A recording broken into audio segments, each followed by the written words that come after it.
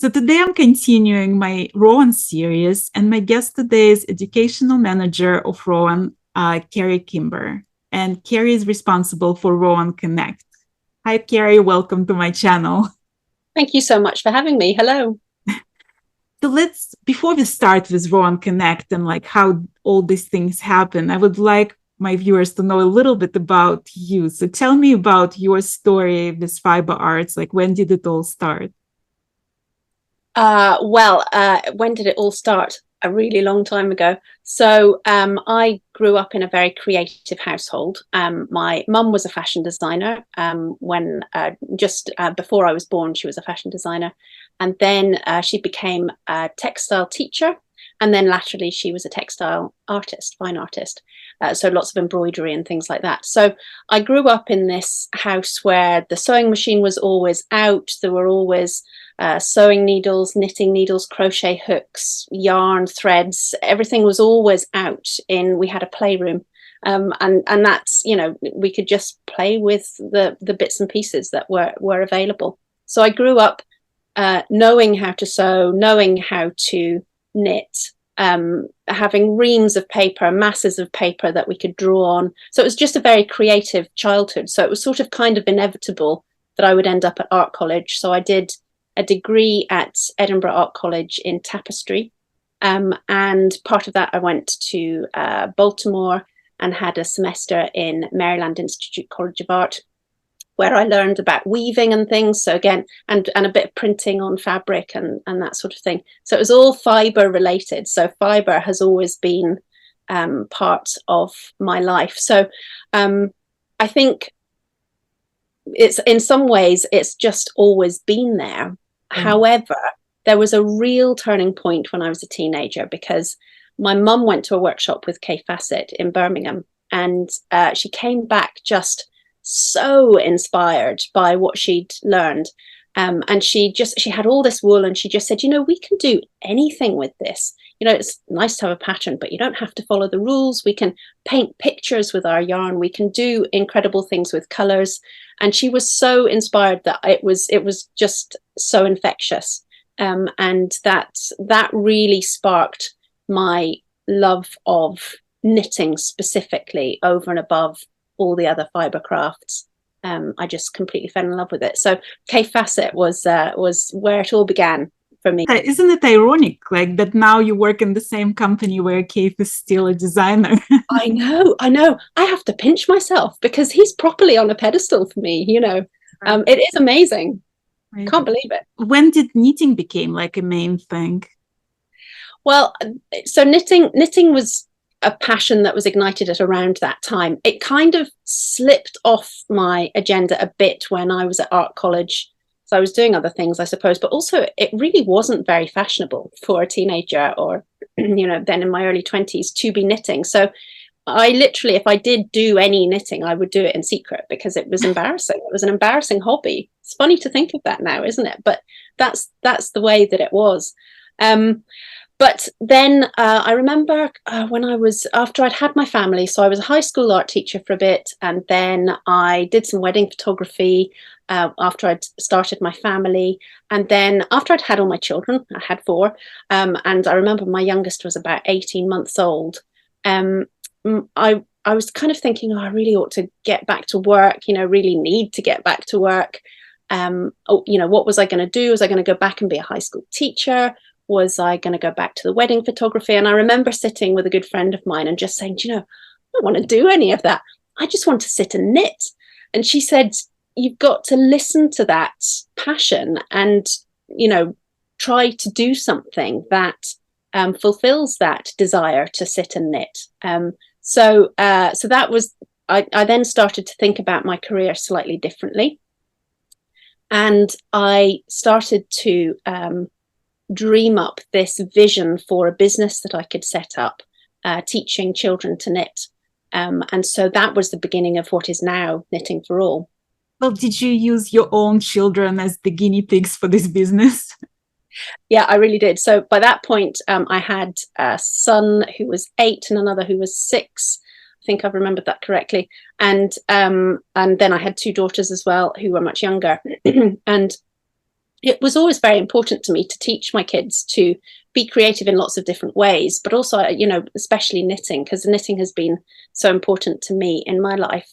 But I knew that it's actually quite easy to put people off knitting if you teach them the wrong way, as I'm sure lots of people have experienced. You try to teach somebody and they feel the pressure, or they find it too difficult first time round, and they get easily put off. So I really wanted to think about how to teach my own kids knitting. So I waited until I felt they were the right age. And I also waited until they were interested in knitting. They actually really wanted to knit. And so while I was planning all of that, and obviously I'd been a teacher previously, so I had this kind of background in understanding planning and, what motivates children and how children learn and what excites them and all that kind of thing. So as I was thinking about teaching my two sons, I started to imagine teaching other children and groups of children. And then this business kind of grew in my head. And even before I started my very first class, they eventually are called kids knit classes. Even before I started that very first one, I had a vision for how it could develop and grow, that I could employ teachers and that I could eventually franchise it, which I then eventually did. So I had this whole vision for that. And then I went and practiced on my own sons, and we did some really unusual things, like I got them to make their knitting needles and actually gave them knives to whittle away the points of the knitting needles, gave them sandpaper, sanding it down. We made felt balls for the end. So we talked about the process of, getting the fleece off the sheep and washing it, carding it, dyeing it. And then, we talked about the spinning process, but obviously we were going to do something different with it, not knit with it yet. We were going to felt it. So they made these felt balls by rubbing them for hours and hours and hours to get them to into a nice round solid ball, which I then put a screw through into the back of the knitting needle. And we've still got those knitting needles today. They're fantastic. But they loved that. And then they loved using their own tools to knit with. That was quite a special part of the process. Did your daughters ever make the knitting needles? Yes, they did eventually. But so it was just age-wise, that my daughters were much younger at the time and the boys were just at the right age, to really get into it. So they made all kinds of little things, little animals. And it's amazing what you can make out of a misshapen, meant to be a rectangle, but it's going like that. You can make anything, absolutely anything out of something like that. So there were lots of little animals and teddy bears and wrist warmers and a cowl at one stage. That would have been one of the bigger projects that was made. But yeah, we had great fun. And when it came to actually teaching groups of children, that experience was incredibly useful to me. Understanding the kind of scale of the projects that the children should be working on. You don't want anything too big. You want nice chunky needles, good quality yarn, nice and thick, so that they make progress really quickly.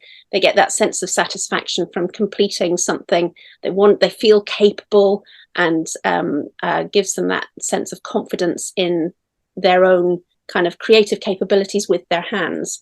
And then they want to do more, and they want to do more, and they feel capable about learning things as well. They have the confidence that they can learn something new. So that was really useful, really good. Well, when you started Knitting for All, it's one thing just to teach the basics, right? Like how to do cast on and how to knit, how to purl, like those essential skills, basically. How do people progress in your school? Is there continuity of those classes for the children? And now you teach teenagers and adults as well. So was there a continuity of classes that people could go to the next level and next? Absolutely. So we had in the Kids Knit program was actually quite a structured program of where you progressed through the skills. We had a beginner's level, an intermediate, advanced, and expert. And we give out stickers and certificates, when children have reached certain levels. So we've got masses of patterns that the teachers give to the children to follow. Although in the early stages, they don't use patterns. We just tell them to cast on 10 stitches and knit something vaguely resembling a rectangle and then make something out of it. But, you know, once they've moved past that, they start developing, you know, much more kind of impressive skills, you know, shaping different cast-offs, following patterns like, you know, we have children who knit socks or small garments. We don't ever encourage people to knit really big things. You know, it's better to keep the projects nice and small, but, you know, little tank vests, you know, without sleeves and so on, and all sorts of toys, dolls, crocodiles, teddy bears, you know, all that kind of thing, with all sorts of different techniques, cabling, lace, color work, you know, ferrule, all that kind of thing. So it was almost a logical next step that you would write a book, right? Yeah, in some ways. So the book happened after I'd met Sharon and David and Trisha at Rowan. But yeah, very, very proud of this. So my Kids Knit book was published in 2020 by GMC, and it's got lots of patterns in it that are tried and tested by the children in our classes. Our most popular patterns appear in this book, and yeah, my daughters are on the front cover there. Two of the models with two of their friends. So yeah, that was great fun. I was really very glad to have the opportunity to get that book. Well, let's talk about that meeting, because that meeting was sort of changing your life as well, right? This is how... Oh my goodness, it was like some kind of magical moment. So a little bit of back history to how I met Sharon and David and Trisha and Erica as well, who's retail manager. So in our Kids Knit classes, and I should say eventually after a couple of years, I franchised Knitting for All. So it's not franchised anymore. We've, you know, businesses evolve, and now it's a membership, an online membership subscription instead. But yeah, all the way through running Knitting for All, we were all using Rowan yarns. Rowan Big Wool is fantastic for knitting, you know, big things quite fast. So it was brilliant for the children, and such an incredible array of colours. And then once they'd moved past the beginners stage, they then go on to using pure wool worsted and you know, those kinds of finer yarns that so they can get a bit more complexity in their knitting and start creating something a little bit more refined. Anyway, I was using a lot of Rowan yarns, and my account manager Addie just loved what we were all doing at Knitting for All, and she said, you have to come and meet Sharon and David. And so she was telling them all about what we were doing, and there were about 30 franchises at the time. And so I had this sort of unbelievably magical moment, because of course I'd been using Rowan all my life. You know, my mum, when she had her class with Kaif, had been using Rowan yarns, and so I'd had Kaif on a pedestal, but I'd also had Rowan on a pedestal too, as being just, you know, the perfect company in my mind, really. And so I went to the mill in Huddersfield, where they were at the time, and I sat in a room and told them all about Knitting for All. I'm amazed that I was articulate enough to convey information about it, because I was so nervous. I remember having a cup of tea in front of me and not drinking it, because I just was thinking, oh, I'm not going to get this. I'm not going to get this into my mouth. So I was very nervous. But anyway, they absolutely loved it. And we started an informal partnership at that stage, where we sort of mutually endorsed each other, and that's been fantastic. That relationship is really good. So how did it progress to you becoming an educational manager at Rowan? Not long after that, maybe about a year or so, I started working for Rowan to produce tutorials and to look after knit-alongs, and with a view to doing events as well and running courses. So the idea was that I was going to develop online courses, which is obviously eventually what I did. But actually, just as I started working for Rowan, we went into the pandemic, and suddenly Rowan needed to be communicating with all their knitters, because one of the reasons that Rowan wanted to meet me as the owner of Knitting for All is that they have always been enthusiastic about teaching people to knit, and actually spending time with their knitters, you know, in person, in stores. Sharon, for example, you know, has done lots and lots of workshops over the years and written books. So she's always been really passionate about education. So when we went into the pandemic, there was a real sense of urgency about, you know, finding a way to communicate with people. So because I had been brought on to do courses and things like that, suddenly it was like there was an acceleration. You know, we actually have to get into people's homes via Zoom. That's the only way to do it. So it sort of speeded things up a bit. And then as time went by, it became a really acceptable way. I mean, I'm sure you'll remember, and here we are talking, you know, different parts of the world over Zoom. It became very normal. It has become very normal to connect properly with people on Zoom and teach. And, you know, lots of people attend classes and things for all sorts of different skills, and they attend groups for a sense of community and things online. So it's become incredibly normal to do that.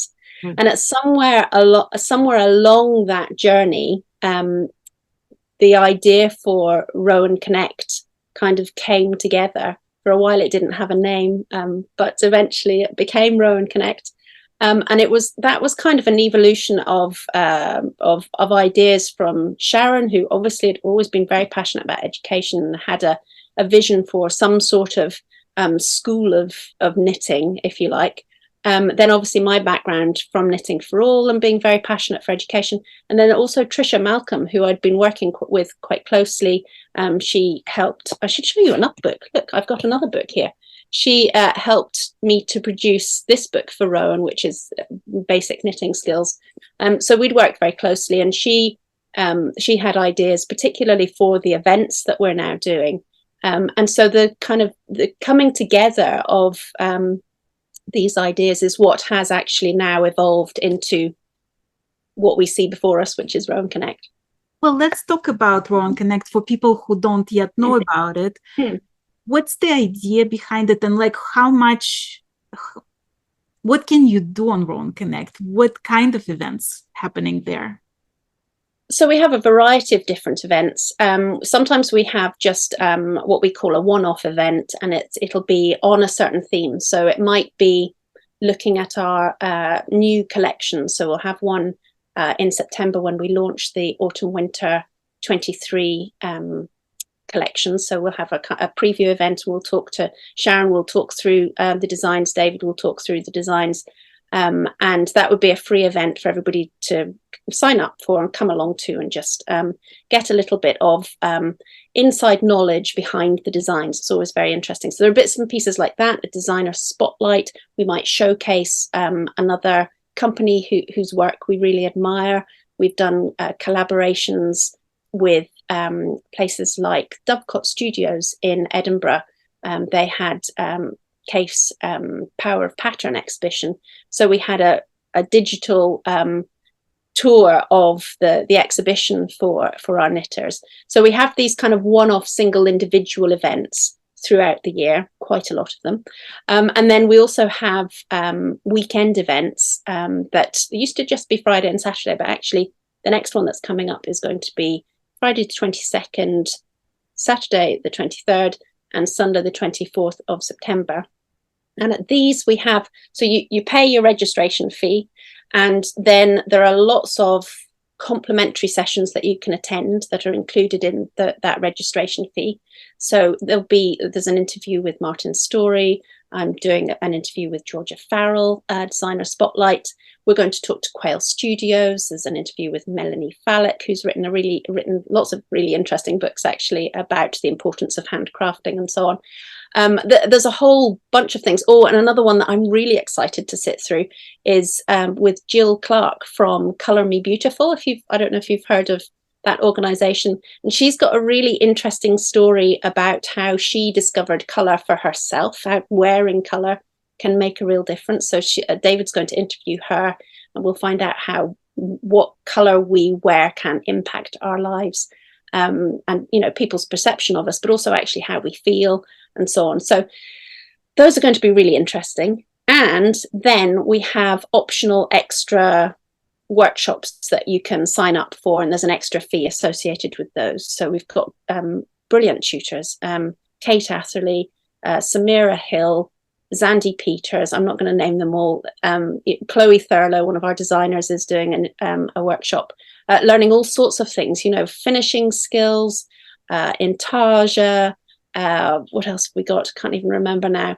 We've had things like first sweater, how to knit your first sweater, how to crochet a hat, that kind of thing. There's all these workshops that you can choose from over the course of those 3 days. Yeah. If you guys want to register, you can just pause this video for a second and run and register for this weekend, because I'm very tempted to do it just now. Yeah.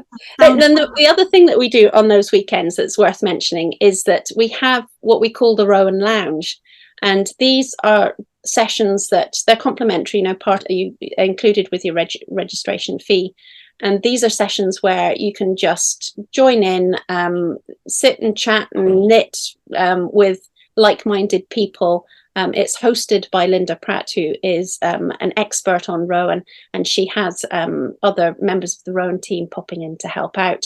Sometimes the designers pop in, and it's really informal, so it's really not planned at all. So there's no sort of great entertainment. It's just chat. It's just friendly conversation, and that's really nice as well for a sense of community.